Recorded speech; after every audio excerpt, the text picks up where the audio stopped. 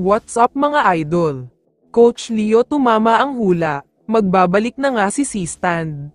Pero bago mo sana ipagpatuloy ang panonood mo, ay huwag mong kalimutan na mag-subscribe bilang suporta sa aking YouTube channel. Maraming salamat idol. Isingit muna natin ang balita tungkol sa Rain or Shine. Alam naman nating lahat na makakaharap nila ang Grand Slam hopeful na TNT tropang 5G. Isang matinding best of 7 series ito kaya may chance talaga sila manalo. Pero ito ang mabigat sa balitang ito, ayon sa team owner ng Rain or Shine, magbibigay daw siya ng ×4 bonus sa mga players at coaching staff kapag natalo nila ang TNT, magiging part daw kasi sila ng history.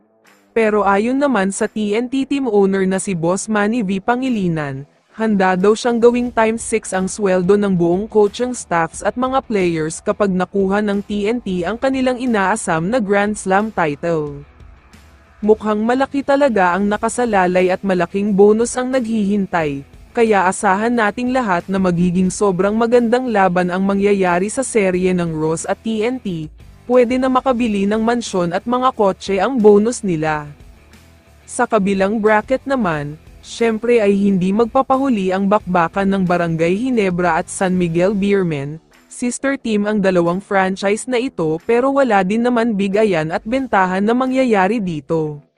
Sa katunayan, handa nga ang Barangay Ginebra na magbigay ng super maximum contract kay Christian Standhardinger para bumalik ito, lalo pat mukhang mahihirapan ang mga players nila dahil walang babantay kay Fajardo.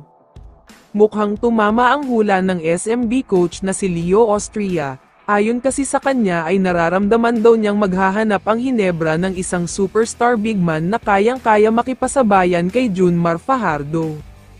Naisip nga ni Coach Leo na hindi malabong maging si Christian Standhardinger ito, dahil naririnig niya ang mga usapan na mukhang nagkasundo na sina Coach Tim at si Stan, naging maayos na daw ang away nila last year.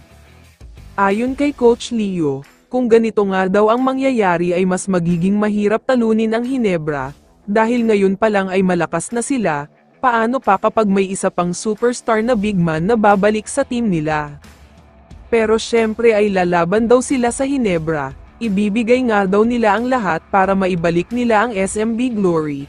Tila hindi na daw sila kinatatakutan ngayon kaya sana daw ay maibalik nila ang super mighty SMB na pagkakakilala sa kanila. Kaya naman kung ikaw ang tatanungin idol, ano ang masasabi mo sa balitang ito? I-comment mo naman ang sagot mo sa tanong na ito. So dito na nagtatapos ang video na ito. Maraming salamat sa pagsuporta at panonood mga idol. Ingat at bye-bye.